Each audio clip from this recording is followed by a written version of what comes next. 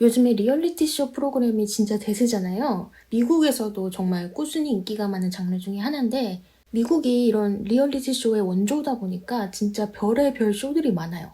아예 이런 리얼리티 쇼만 24시간 내내 나오는 채널도 있을 정도로. 그리고 그 중에 하나가 바로 TLC라는 케이블 채널인데요.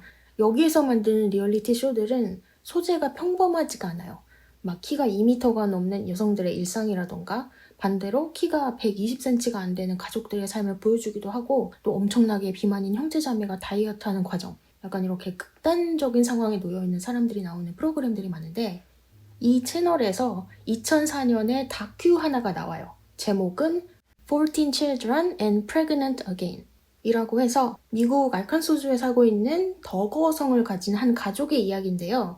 이 제목에서부터 이미 유추가 가능하시겠지만, 아빠 짐밥 더거, 엄마 미셸 더거, 그리고 무려 14명의 자녀들의 화목한 일상을 그린 다큐고요. 엄마 미셸은 여기에서 15번째 아이를 임신한 상태로 나와요. 그래서 제목도 프레그넌트 어게인이고요. 참고로 이 14명 다 친자식들이에요. 근데 왜 이렇게 자녀들이 많냐? 이 부모님인 짐이랑 미셸은 굉장히 신앙심이 깊어서 임신이라는 거는 신의 축복, 선물이라고 생각하는 사람들이에요. 그래서 예방도구 같은 거 없이 그냥 거사를 치르다가 임신을 하면 아이를 낳는 거죠. 그러다 보니 이렇게 대가족이 된 거고요. 그래서 이 다큐의 취지도 미국에도 이런 가족이 있다. 크리스찬 신앙을 바탕으로 14명의 아이를 키우는 미국의 모범 가족. 이런 컨셉이었는데 이게 예상보다 반응이 좋았어요. 그래서 이 내용을 정규 콘텐츠로 잘 만들어보자 해서 4년 뒤인 2008년에 19 Kids and Counting 이라는 제목의 더거 가족 리얼리티 쇼가 드디어 편성이 되는데요. 4년 전의 다큐하고 약간 달라진 게 있다면 역시나 제목에서 알 수 있듯이 아이들 수가 14명에서 19명으로 늘었다는 거. 이 더거 집안 아이들의 특이한 점은요. 이름이 전부 다 J로 시작한다는 거예요. 장남 조슈아부터 시작해서 질, 자나, 존 등등 약간 J 강박이 있나 싶을 정도인데 이거는 아빠 짐의 아이디어였다고 해요. 이 더거 가족의 쇼는 시작되고서부터 엄청난 인기를 얻게 돼요. 왜냐? 이때 당시 리얼리티 쇼들은 대부분 자극적이고 막장인 내용들이 많았단 말이에요. 서로 욕하고 싸우고 커플들은 바람피다 걸리고 이혼한 애 만회하면서 에피소드에 많이 삐 소리만 가득했던 그런 것들만 보다가 이 더거 가족 쇼를 봤는데 너무 무해한 거예요. 가족 간의 갈등, 문제 이런 거 하나 없고 애들이 19명이나 되는데 다들 너무 순해요. 서로 싸우지도 않고 욕도 안 하고 부모님 말씀도 너무 잘 들어요.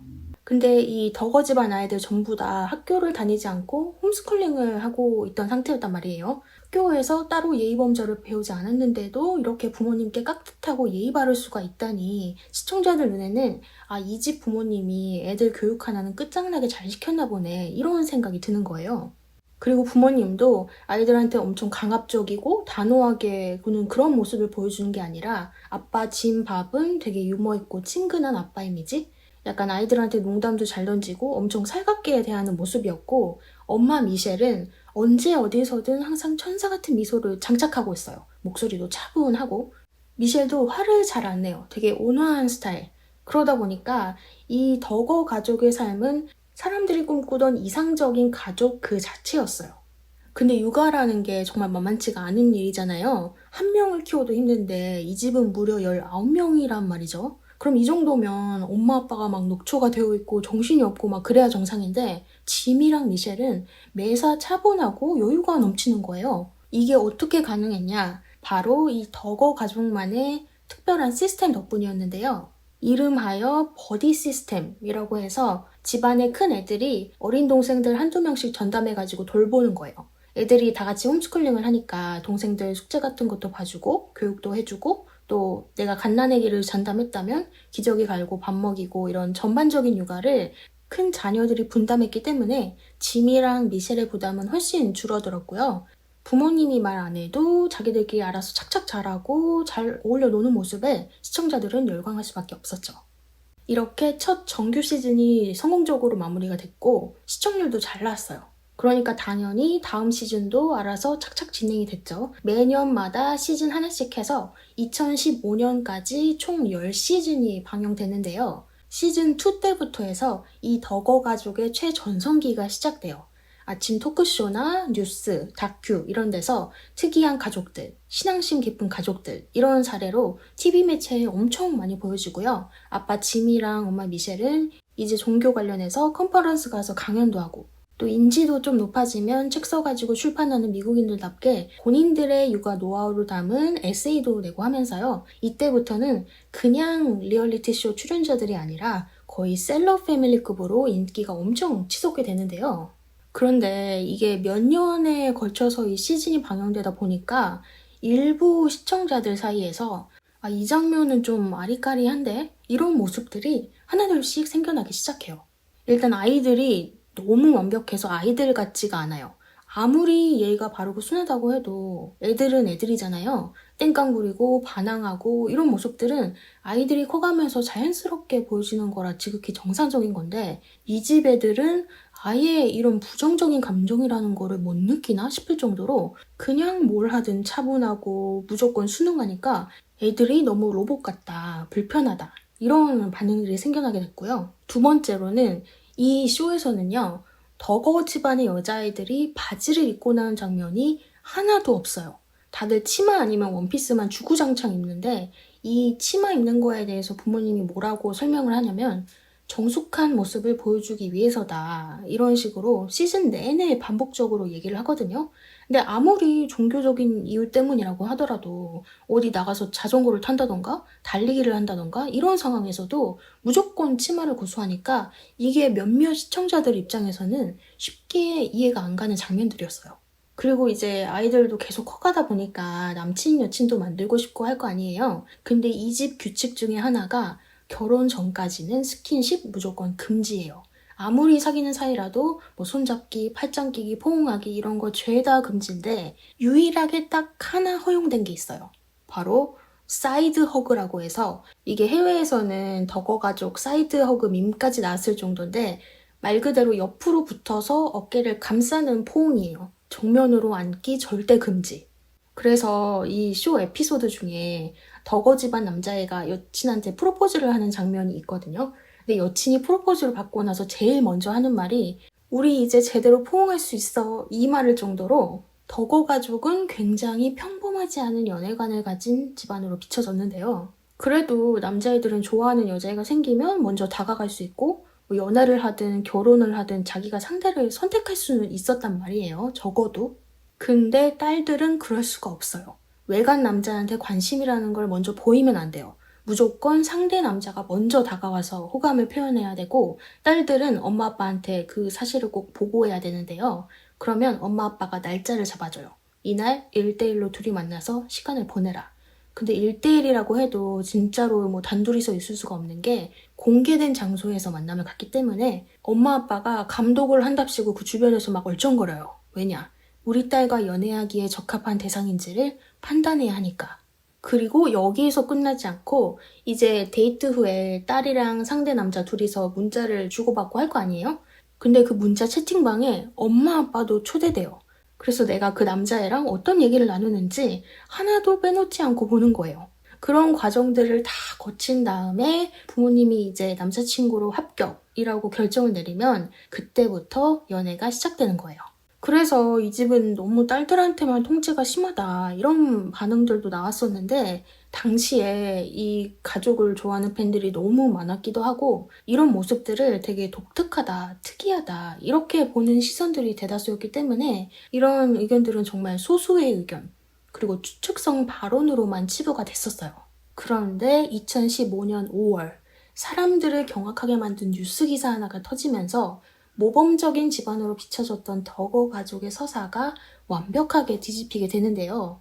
그 뉴스의 주인공은 바로 장남 조슈아였어요. 애칭은 조쉬인데 이 조쉬가 과거에 14살이었을 때 자기 여동생들을 행한 적이 있었다는 게 한 연예 매체에 의해서 폭로가 됐을 뿐만 아니라 이거랑 더불어서 당시에 부모님이었던 짐이랑 미셸이 경찰에 신고하지 않고 자기들끼리 내부적으로 처리했다는 사실 또한 드러나게 된 거예요.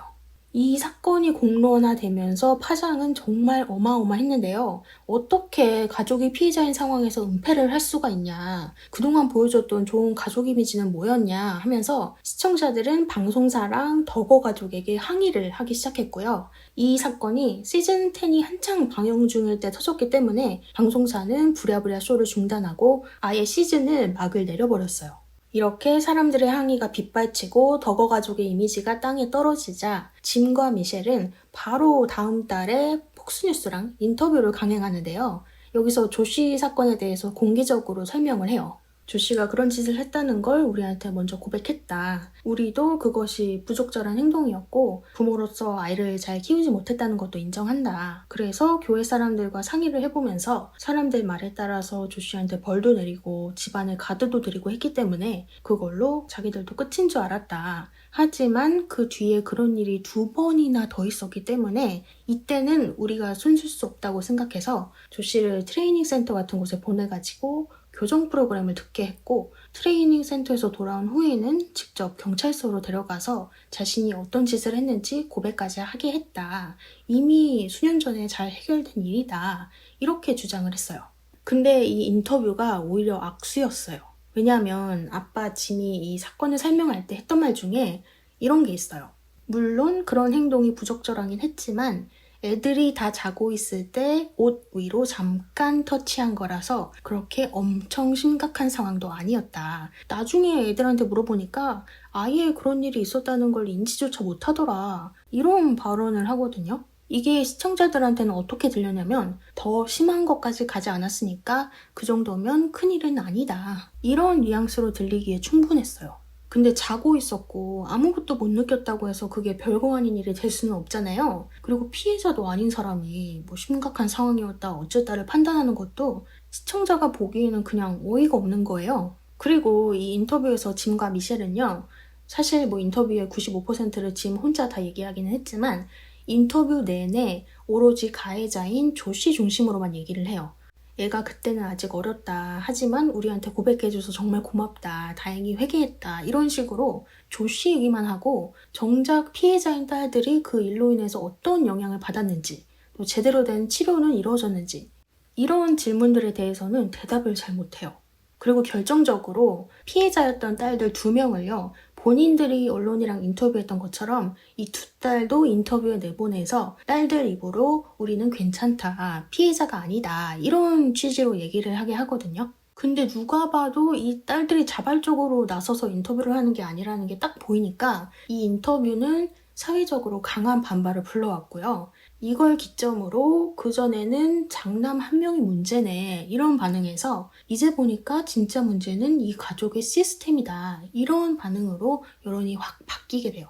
그러면서 시즌 1부터 소소하게 문제되어 왔던 그 쎄한 장면들이 하나둘씩 재조명되기 시작하고요. 여러 언론 전문가들 그리고 시청자들이 그 시스템을 본격적으로 파고든 결과 덕어 가족이 따르고 있는 이 기괴한 교리의 실체가 자세히 드러나게 되는데요. 이 교리는 한마디로 정리하자면 아이를 순종하는 성인으로 재설계하는 시스템이에요. 여기에선 아버지의 뜻이 바로 갓의 뜻이고요. 아이들에게 절대적인 순종을 강요하기 때문에 질문을 하거나 의심하고 불평한다? 그 말은 곧 순종하지 않는다는 걸로 여겨지고 싫다고 말하는 순간부터 그거는 영적인 범죄를 짓게 되는 거예요. 그리고 아이들을 학교로 안 보내고 홈스쿨링을 했던 이유도 이 아이들을 세상과 차단시키는 구조적 고립 장치였던 건데요. 그런데 이 순종이 여성들한테는 더 빡세게 적용돼요. 이 교리에서 여성은 권위 아래에 있기 때문에 보호받는다는 명목으로 항상 남성의 판단하에 움직여야 하는데요. 그와 동시에 자신에게 주어진 역할, 즉 가사나 육아 같은 일을 해내야 돼요. 따라서 이 쇼에서 보여줬던 버디 시스템도 자세히 들여다보면은 동생들 가르치고 돌보고 하는 거를 다 여자 형제들만 해요.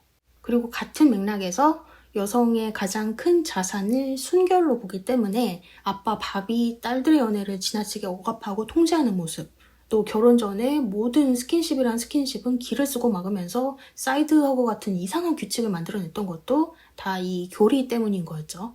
이렇게 덕어 가족의 이미지는 한순간에 나락으로 떨어졌고 모든 매체에서 모습을 감추게 되는데요. 이 사건은 방송사 입장에서도 타격이 컸어요. 왜냐면 시청률도 잘 나오고 시청자들 충성도도 높은 간판 프로그램이었기 때문에 덕어 가족들뿐만 아니라 방송사도 돈을 많이 벌었단 말이에요.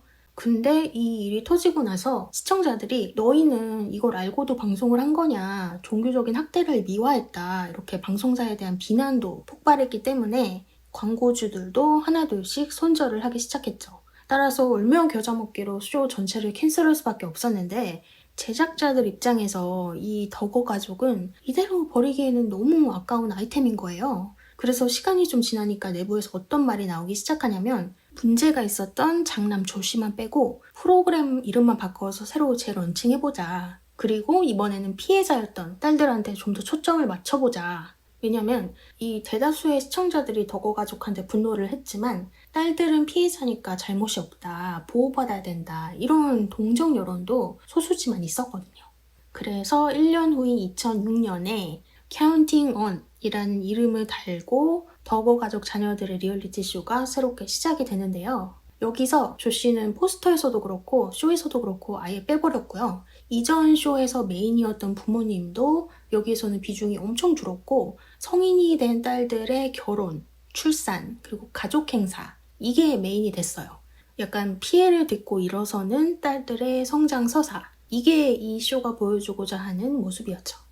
실제로 여기서 제일 드라마틱한 변화 중에 하나가 뭐냐면 일단 딸들이 하나둘씩 바지를 입기 시작했다는 거예요. 물론 여전히 부모님의 허락에 깔려 있어야 하지만 예전에는 의견 한번 내보지 못하고 치마만 억지로 입어야 했다면 이제는 내가 왜 바지를 입고 싶은지 부모님께 내 생각을 말하기도 하고 거의 처음으로 가족 간의 논의라는 걸 하는 그런 장면도 나와요. 그래서 한 명이 입기 시작하니까 다른 딸들도 자연스럽게 바지를 입게 되는 이 모습이 가장 눈에 띄는 변화였고요. 다음으로는 딸들이 더 이상 좋아요, 행복해요 이 말만 반복하지 않고 진짜 자신의 감정을 조금씩 표현하기 시작했다는 거예요. 눈물을 흘리기도 하고 힘든 시간이었다, 회복 중이다 이런 부정적인 감정들을 직접 입 밖으로 꺼내는 모습들을 보고 다들 이제야 진짜 사람처럼 보인다 이런 긍정적인 의견들이 생겨났죠. 하지만 대다수의 시청자들은 여전히 싸늘한 반응이었어요. 왜냐면 딸들이 조금 바뀌었다고는 하나 집안의 그 이상한 규칙들은 여전히 존재하고 있었거든요. 아빠 밥도 화면에는 거의 안 나오지만 결정적인 순간에는 항상 아빠가 허락을 해줘야 돼요. 그러니까 이거는 그냥 주인공이랑 제목만 조금 바뀐 거지 이전이랑 똑같은 쇼인 거죠, 결국. 그래서 변화를 바랬던 팬들은 이 점에 실망해서 대거 이탈을 했고 남아있는 팬들 사이에서는 그래도 도파민이 터지긴 하니까 욕하면서도 보는 그런 쇼가 되었는데요. 2021년에 덕어 가족과 이 리얼리티 쇼를 말 그대로 재기 불가능 상태로 만들게 된 충격적인 뉴스 하나가 또 터지고 말았어요. 그 주인공은 이번에도 장남 조씨였는데요. 바로 차일드 성착물 소지 혐의로 33살의 조씨가 연방경찰에 체포되었다는 소식이었던 거예요. 조사 결과 실제로 여러 건을 소지하고 있었다는 게 밝혀지면서 2022년 5월에 유죄로 판결이 났고요. 조 씨는 여기서 약 12년 7개월형을 선고받게 됐는데 여기서 진짜 소름 돋는 건 체포 당시에 조 씨한테 이미 6명의 어린 자녀가 있었고 아내는 임신 중이었다는 사실이에요. 그리고 조 씨의 감옥행으로 인해서 이 카운팅 온 쇼는 이제 아예 캔슬이 되어버렸고요. 이 이후로 덕어 가족의 방송 재개는 사실상 힘들다는 게 방송가 쪽의 주류 의견이에요. 그러면 현재 이 가족들은 어떻게 지내고 있을까요? 일단 아빠 짐과 엄마 미셸 그리고 몇몇 아이들은 여전히 알칸소의 집에서 살고 있는데요. 짐은요, 사실 2021년에 알칸소주의 상원의원 후보로 출마까지 했었는데 그때 딱 조씨 사건이 터지는 바람에 선거에서 떨어졌다는 후일담이 전해지고요. 그리고 기사에 따르면 손주들이 굉장히 많아져서 정말 분주한 삶을 살고 있다고 해요. 손주들 숫자만 해도 무려 32명이래요. 근데 이게 2025년 봄 거의 1년 전 업데이트니까 지금은 한 37명으로 늘었다는 예측이 있네요. 그리고 예전만큼은 아니지만 계속 공동체 형태로 모임이나 가족 집회를 가진다는 걸로 봐서 여전히 그 시스템을 유지하면서 살아가는 것으로 보이고요. 이 말도 안 되는 시스템에서 드디어 벗어난 딸들도 있어요. 바로 둘째 질, 그리고 넷째 진저인데요. 둘이 각자 책도 내고 팟캐스트도 진행하고 다큐도 참여하고 하면서 그 종교를 공개적으로 비판하기도 했고 과거의 경험과 현재의 독립적인 삶을 공유하는 그런 행보를 보이고 있어요. 특히 둘째는 이 덕어 자녀들 중에 최초로 자신의 아이들을 홈스쿨링이 아닌 공립학교에 보내고 있다고 알리기도 했는데요. 이 학교라는 건 그쪽 입장에서 봤을 때 엄청난 이탈을 상징하기 때문에 이런 행보는 덕어 가족 형제 자매들 중에 아마 최초이자 마지막이 되지 않을까 싶어요. 이렇게 오늘은 말도 많고 탈도 많았던 리얼리티쇼 가족 셀럽 덕어 가족의 이야기를 전해드렸는데요. 다들 어떻게 들으셨는지 궁금하네요. 의견 많이 남겨주시고요. 저는 다음 영상으로 돌아오도록 할게요.